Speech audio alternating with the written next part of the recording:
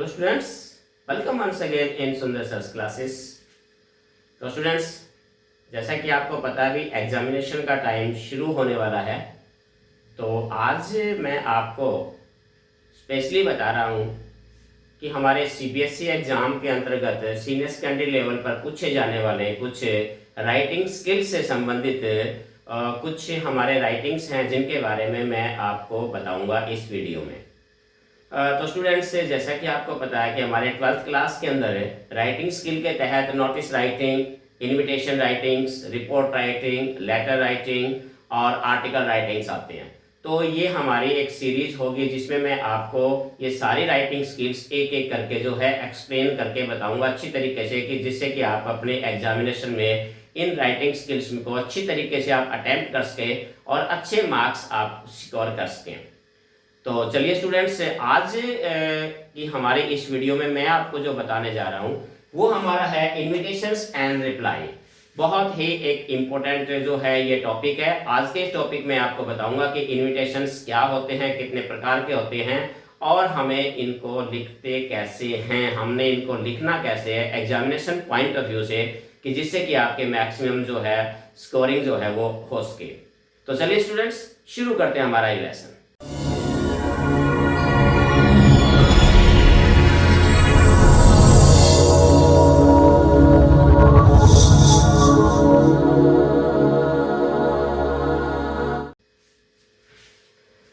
तो स्टूडेंट, सबसे पहले अगर हम शुरू करें उससे पहले एक चीज आपको जानना जरूरी है कि इनविटेशंस और रिप्लाई जो है इसके बारे में। अगर हम बात करें इनविटेशंस की, तो इनविटेशंस हमारे दो प्रकार के होते हैं। एक हमारा होता है फॉर्मल इनविटेशन और दूसरा हमारा होता है इनफॉर्मल इनविटेशन।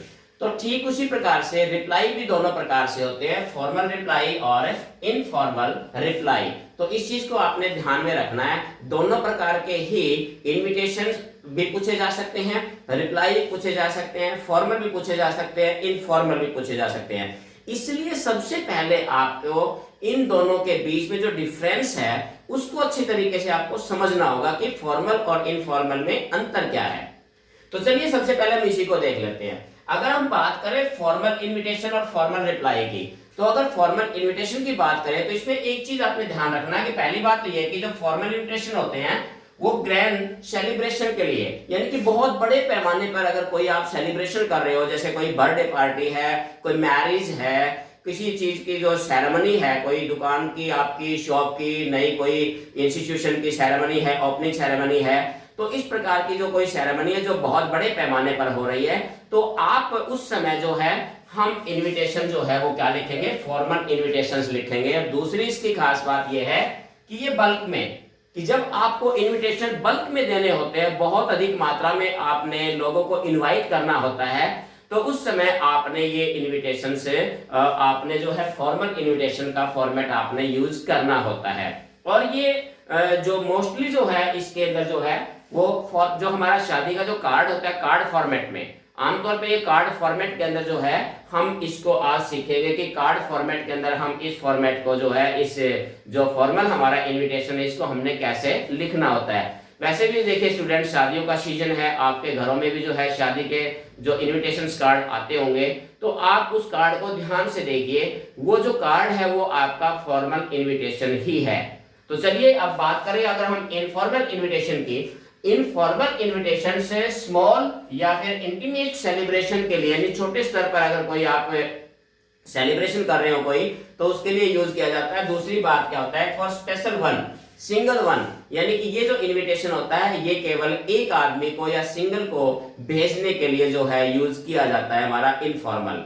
फॉर्मल बल्क में, जिसके अंदर आपको पता है कि आपके नियर और डियर के अलावा भी बहुत ऐसे लोग भी शामिल होते हैं जिनके साथ हमारी कम इंट्रोडक्शन होती है, उनके साथ भी। लेकिन जो इनफॉर्मल हमारा होता है तो वो आपने केवल उन्हीं क्लोज समवन स्पेशल को जो है ये इनविटेशन दिया जाता है। तो स्टूडेंट्स, उम्मीद करता हूं कि आपको फॉर्मल और इनफॉर्मल के बीच में डिफरेंस जो है वो पता आपको लग गया होगा। तो अब हम बात करते हैं हमारा कि जो हमारा ये फॉर्मल इनविटेशन है, कि आज हम इसमें देखेंगे इस लेसन में कि फॉर्मल इनविटेशन को आपने लिखना कैसे है। थोड़ा ध्यान से लिखना है, बहुत ही आसान है बिल्कुल। अगर थोड़ा सा भी अगर आपके पास अगर शादी का कोई इनविटेशन कार्ड है अगर आपके पास, तो आप अपने साथ ये वीडियो देखते समय आप उस कार्ड को अपने पास रख सकते हैं और टैली कीजिए, मैचिंग कीजिए कि जो फॉर्मेट में आपको बता रहा हूं आपके सामने जो कार्ड है उसमें सेम यही फॉर्मेट मिलेगा, तो जिससे आप और भी आसानी से समझ सकते हैं।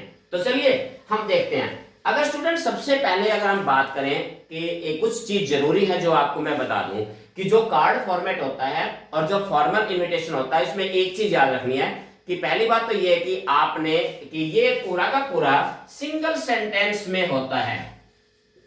ये चीज का आपने ध्यान में रखना है कि ये पूरा जो कार्ड हमारा होता है ये फॉर्मल इनविटेशन का सिंगल सेंटेंस में होता है। तो सिंगल सेंटेंस का मतलब है कि इसमें कोई फुल स्टॉप, पंक्चुएशन मार्क्स वगैरह का यूज इसमें कहीं भी नहीं किया जाता। नंबर 2, ये हमेशा आपको सेंटर में लिखना होता है, लेफ्ट या राइट में नहीं, बल्कि आपने सेंटर में लिखना होता है। नंबर 3 जो आपने ध्यान रखना है वो ये कि ये इनविटेशन हमेशा थर्ड पर्सन में लिखा जाता है। इस चीज का ध्यान में रखना है, फर्स्ट और सेकंड पर्सन का यूज आपने नहीं करना होता फॉर्मल जो इनविटेशन में, खास तौर से कार्ड जो हमारे पास होता है इसमें। तो ये 2-3 बातें हैं जो आपको अपने दिमाग में रखनी है इनविटेशन लिखते समय। तो चलिए हम इसकी शुरुआत करें तो इसमें देखिए सबसे पहले अगर आप बात देखेंगे इसमें, जैसे मान लिया हमने लिखा मिसिस एंड मिस्टर रोशन, तो कोई भी जो है तो ये क्या होता है, ये नेम ऑफ होस्ट या होस्ट। होस्ट जो है वो एक भी हो सकता है, एक से ज्यादा भी, जैसे यहाँ पर 2 है, दोनों जो है हस्बैंड वाइफ, तो यहाँ सबसे पहले फर्स्ट लाइन के अंदर नाम आता है होस्ट का कि जो ऑर्गेनाइज कर रहा है प्रोग्राम को, तो उसका। इसके बाद में मैंने यहाँ कुछ लाइनें लिखी है, 2-3 लाइनें लिखी है, इसको हम बोलते हैं स्टैंडर्ड एक्सप्रेशन। स्टैंडर्ड एक्सप्रेशंस क्या होती है स्टूडेंट्स, इसको आपने कोई रट्टा नहीं मारना है, और मतलब कोई जरूरी नहीं कि आपने जो मैंने जो 3 एग्जांपल दिए आपने इन्हीं को ही आपने यूज करना है। आप अपनी तरफ से भी कोई एक्सप्रेशन बना सकते हैं जिसका मीनिंग सिंपल सा मीनिंग होता है कि भी आपको इनवाइट कर रहे हैं, हम आपके जो है उपस्थिति चाहते हैं। तो इस प्रकार से हमने थोड़ा सा उसको पोलाइटली जो है एक्सप्रेशन हो, जस्ट लाइक देखिए रिक्वेस्ट योर ग्रेसियस प्रेजेंस या रिक्वेस्ट योर कंपनी या फिर कॉर्डली इनवाइट यू। तो कुछ भी जो है हमने यहाँ ये 3 है, 3 नहीं लिखनी, आपने कोई भी एक इस प्रकार की स्टैंडर्ड एक्सप्रेशन आपने इसके बाद देना कि Mrs and mister Roshan request your gracious presence. अब यहां तक आने के बाद हमने क्या लिखना है, on the occasion of wedding. देखिए यहां पर वेडिंग हो सकता है, बर्थडे हो सकता है, ओपनिंग सेरेमनी हो सकती है, या किसी भी प्रकार का कोई भी सेलिब्रेशन अगर आप बल्क में कर रहे हैं, बड़े पैमाने पर ग्रैंड सेलिब्रेशन है, तो आप कोई भी एक चीज यहां पर लिख सकते हैं। वो आपका हो जाएगा पर्पस, कि आपको इनवाइट करने का पर्पस क्या है, इनविटेशन का पर्पस क्या है, तो वो यहां पर आ जाएगा on the auspicious occasion of wedding या वेडिंग सेरेमनी, और किसी भी शॉप नई इंस्टीट्यूशन की ओपनिंग हो सकती है, या फिर बर्थडे सेलिब्रेशन हो सकता है, या किसी प्रकार कोई डिनर पार्टी, किसी प्रकार का सेलिब्रेशन है, आपने एक चीज यहां पर लिखनी है। तो ये आपका पर्पस हो जाएगा कि किस उद्देश्य के लिए आप इनवाइट कर रहे हो। इसके बाद फिर क्या आता है, इसके बाद आता है ऑनरी। अगर मान लीजिए मैरिज है, बर्थडे है, या कोई भी चीज है, तो वो किसकी है तो उसका नाम आ जाएगा। देखिए स्टूडेंट, अगर स्टेटमेंट में नाम दिया गया, क्वेश्चन पेपर में अगर नाम दिया तो आपने वही नाम यहाँ पर लिखना है, और अगर नाम नहीं दिया गया है तो आप कोई भी नाम यहाँ पर लिख सकते हैं, मिस्टर XYZ भी यहाँ लिख सकते हैं, कोई प्रॉब्लम नहीं है। और अगर बात वेडिंग की है, मैरिज की है, तो आपने ध्यान रखना है कि मैरिज हमेशा 2 के बीच में होती है। तो यहाँ पर आपने क्या आता है कि यहाँ पर बॉयज और विद लिख के, यहाँ पर आप अगर ये गर्ल्स है तो विद बॉयज का नीचे आ जाएगा, अगर ऊपर बॉयज है तो नीचे गर्ल का नाम यहाँ पर आ जाएगा। ये चीज आपने यहाँ पर ध्यान में रखनी है। ये पर हमारे पास नेम ऑफ ऑनरी हो जाएगा, ये कि जो है ऑनरी या ऑनरीज भी हो सकता है, यहाँ पर एक से ज्यादा भी हो सकते हैं, तो ये आपने यहाँ लिखना है। अगर आप यहाँ दोनों में लिख रहे हैं तो ऊपर तो देखिए जैसे बॉय है, इसके फादर का या जिसका भी नेम है वो तो ऊपर आ गया, लेकिन अगर बात करें हम नीचे, तो यहाँ पर भी आपने नीचे नाम लिखने के बाद आपने डॉटर या सन ऑफ उनके भी पेरेंट्स का नाम आपने यहाँ लिखना है। ब्रैकेट में आप ये चीज नीचे लिख सकते हैं, ये जरूरी है। इसके बाद अगर बात करें तो हम देखिए आ जाता है डेट और टाइम।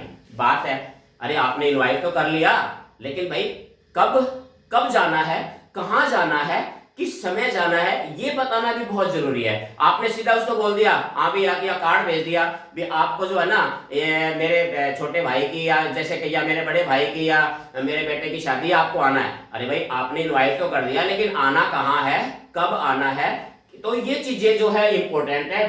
डेट और टाइम आपने मेंशन करना है। तो यहां देखिए, on Sunday December 20th 2023 at 7 PM, यानी कि हमने ये चीज हमने यहां पर नोट कर दी है। तो ये हमने यहां पर मेंशन कर दिया है इस चीज को। इसके बाद आपने क्या करना है, वेन्यू भी कहां आना है, टाइम बता दिया आपने, तारीख बता दिया आपने, समय बता दिया, दिन भी बता दिया उस दिन आना है, लेकिन आना कहां है भाई, प्रोग्राम कहां है। तो वेन्यू जो है ये आप कंप्लीट एड्रेस, आपने वेन्यू का कंप्लीट एड्रेस बहुत जरूरी है देना, वो आपने यहां पर देना जरूरी है, तो आप जरूर देंगे। अब इसमें एक चीज रहती है, वो चीज का ध्यान रखना है कि वेन्यू देने के बाद आपने एक चीज और मेंशन करनी है, और वो है हमारा प्रोग्राम। स्टूडेंट प्रोग्राम जो है, प्रोग्राम के नीचे जो है ना कोई भी जैसे फंक्शन होता है, शादी है या बर्थडे है या ओपनिंग सेरेमनी है किसी चीज का, तो उसमें कुछ ना कुछ प्रोग्राम होते हैं। तो आपने 2 या 3 प्रोग्राम जो है उनकी लिस्ट आपने यहाँ पर जरूर मेंशन करनी है विद टाइम और डेट के साथ भी कौन सा प्रोग्राम। जैसे लंच पार्टी है तो लंच कितने बजे है, कितने बजे है, क्योंकि डेट तो हमने ऊपर दे दी, तो हमने लंच दे दिया कितने बजे है। अगर शादी है तो मान लीजिए डिपार्चर ऑफ बारात है, अगर लड़की की शादी है तो अराइवल ऑफ बारात है। तो ये चीजें हैं। अगर किसी का बर्थडे है तो वहां पर हम ये कह सकते हैं कि केक सेरेमनी कितने बजे है, और केक सेरेमनी का प्रोग्राम है, उसके बाद लंच है या डिनर है या जो प्रोग्राम है। तो आपने ये प्रोग्राम का भी जरूर जो है वेन्यू के बाद प्रोग्राम आपने जरूर मेंशन करना है इसमें कि आपका प्रोग्राम जो है वो क्या है। 2 या 3 प्रोग्राम्स जो है आपने जरूर मेंशन करने हैं। अब स्टूडेंट एक इसमें चीज में लास्ट में आता है कि लास्ट में एक हमारे पास यहाँ अगर आप देखोगे लेफ्ट साइड में, तो यहां आपको नजर आएगा RSVP। तो यहां आपने कार्ड के इस तरफ जो है आपने यहां नीचे जो है, जब ये सारे खत्म हो जाते हैं तो यहां नीचे आपने RSVP लिखना जरूरी है, RSVP। और इसके बाद RSVP के नीचे हम कॉन्टेक्ट या एड्रेस लिखते हैं, किसका, जो होस्ट है उसका। कि जैसे मान लीजिए देखिए RSVP का मतलब होता है रिप्लाई प्लीज, रिस्पॉन्स प्लीज। तो यहां आपने बोल दिया उसको रिस्पॉन्स प्लीज भी, आप बताना आप आ रहे हो नहीं आ रहे हो। तो अगर आपने एड्रेस नहीं दिया, आपने अपना कॉन्टेक्ट नंबर नहीं दिया, तो वो आपको कैसे इन्फॉर्म करेगा भी मैं आ रहा हूं नहीं आ रहा हूं। तो इसीलिए जो है RSVP के नीचे आपने अपना कॉन्टेक्ट नंबर और एड्रेस जो है नीचे आपने जरूर लिखना है। एक बात और स्टूडेंट्स, अगर आप फॉर्मल इन्विटेशन लिख रहे हो और कार्ड फॉर्मेट में लिख रहे हो, तो सबसे जरूरी है आपने क्या करना है, आपने इसको बिल्कुल ध्यान, बिल्कुल जो मैं बता रहा हूं समझ गए आप, इसको आपने बॉक्स में क्लोज करना बहुत जरूरी है। कार्ड फॉर्मेट के अंदर अगर है, अगर आप लेटर फॉर्मेट में लिख रहे हैं तो वहां फिर आपको मीन्स बॉक्स बनाने की आवश्यकता नहीं है। तो इस चीज का आपने ध्यान रखना है कि कार्ड अगर आप ये फॉर्मेट बना रहे हैं तो यहां आपने बॉक्स बनाना जरूरी है।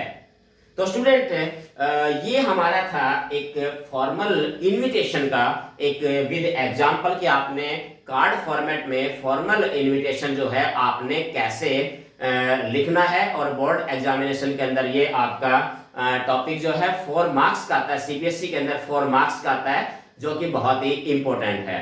तो उम्मीद करता हूं कि जरूर आपका जो है सॉल्यूशन जो है इस लेसन के जरिए जरूर आपकी समस्या का सॉल्यूशन आपको मिला होगा। नेक्स्ट वीडियो में मैं आपको बताऊंगा इनफॉर्मल इनविटेशंस और दोनों प्रकार के रिप्लाईज भी, कि रिप्लाई आपने फॉर्मल और इनफॉर्मल रिप्लाईज हमने कैसे करने हैं। तो कंटिन्यू इसी प्रकार से लगातार मेरे साथ बने रहिए। आज के लिए इतना ही। Have a nice day. Thank you.